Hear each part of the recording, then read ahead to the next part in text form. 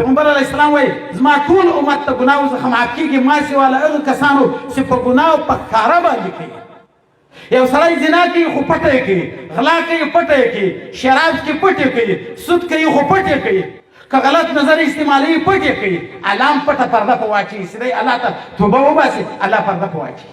دغه حدیث مبارک وایي مجاهر چې په ګناه باندې ښکاره ګناه کوي دغه ته الله معافي نه کوي. دا ږیره خریل او لنډول ښکاره ګناه ده که پټه ګناه ده؟ ښکاره ګناه ده که نه ده؟ که موږ تاسې په دغه مجلس کې یو سړی جګ شي شراب وڅښي په دغه ځای کې موږ به څومره بد ورته وایو؟ ام کبیره ده دم کبیره ده.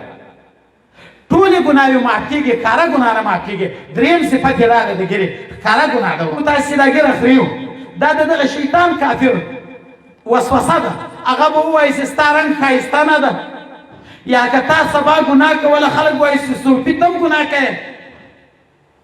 دا ږیره خو د سړي دپاره د هدایت شی ده چې سبا ګناه کوي خلک وایي ته خو صوفي یې ته څنګه ګناه کوې. دا خلک که تا ته دا خبره وکړي دا ستا د ګټې ځای ده که د تاوان ځای ده.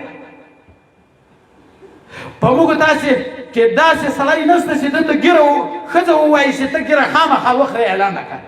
دا ښځو ته چې دیني مسایل وکړي زړونه یې تر موږ نرم دي. قسم داسې انشاءالله قسم ته ضرورت نشته خو به خپل خاوند ته وایي چې ږیره پرېږده.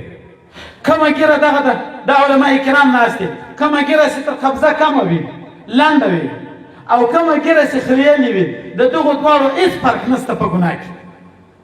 د ږیرې په باب باندې کتاب دوه درې سخته خبرې کړي دي. یوه خبره یې دا کړې ده چې ږیره دا کبیره ګناه ده صغیره ګناه نه ده.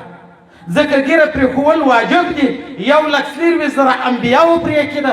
د نبی اسلام 1,15,000 ناستو ولاړو کې په حجة الوداع کې صحابهو نه ده خریلې.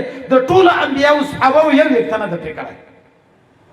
1,40,000 انبیاو ږیره نه ده پرې کړې. د 1,40,000 انبیاو صحابهو ږیره نه ده لنډه کړې. ږیره د چا خاصه ده لنډولو پرې کول؟ د هندوانو د انګریزانو خاصه ده. اوس دا کبیره ګناه ده که صغیره ده؟ کبیره. او کبیره ګناه دې ته وایي لکه غلا چې وکړي لاس یې کاټ کېږي، شراب وڅښي 80 دورې به ورکېږي.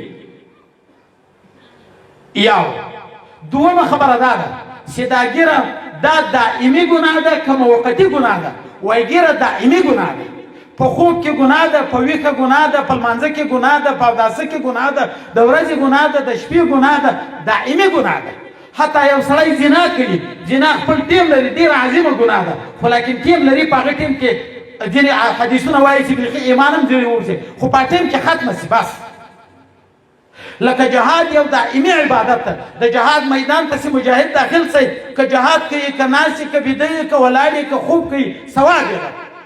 دائمي ګناه عبادت ده. لمونځ موقتي عبادت ده. له دغې وجې جهاد چې فرض عین وي کتاب لیکلی دی وایي د جهاد چې فرض عین وي دا تر لمانځه مخته ده. که جهاد فرض کفایي وي بیا لمونځ پر مخته ده. ولې جهاد دائمي عبادت ده لمونځ موقتي عبادت ده. زموږ ستاسې په دغه زنا کې که زنا ده که غلا ده که شراب دي که هر شی دي دا ته یوه وخت ګناه ده او ږیره 24 ګنټې ګناه ده. دغه علما دې ووایي لکه سړی چې په لمانځه ولاړ وي شراب څښي کبیره ګناه ده که نه ده؟ هلته د خدای عبادت کوي هلته د ږیره خریلې ده. په لمانځه ولاړ یې غلا کوي هلته د الله عبادت کوي هلته کبیره ګناه کې لګیا یې. په تلاوت کوي په کبیره ګناه کې لګیا یې. ذکر کوي په کبیره ګناه کې ورسره لګیا یې. دا ګناه چې دا ږیره ده دا 24 ګنټې ګناه ده. که ږیره لنډوي که یې خري دا ټوله ګناه ده. حتی کتاب دا هم لیکلي دي دا هم ناروا ده چې دا ږیره خلک داسې داسې کوي داسې ورټولوي دلته. دا هم ناروا ده چې له ږیرې ویښتان کاږي. دوه دریم حدیث د رسول الله ده کل امتي معافا الا المجاهرون او کما قال علیه السلام. پیغمبر علیه السلام وایي زما ټول امت ته ګناهو څخه معاف کېږي ما سوا له هغو کسانو چې په ګناهو په ښکاره باندې کوي.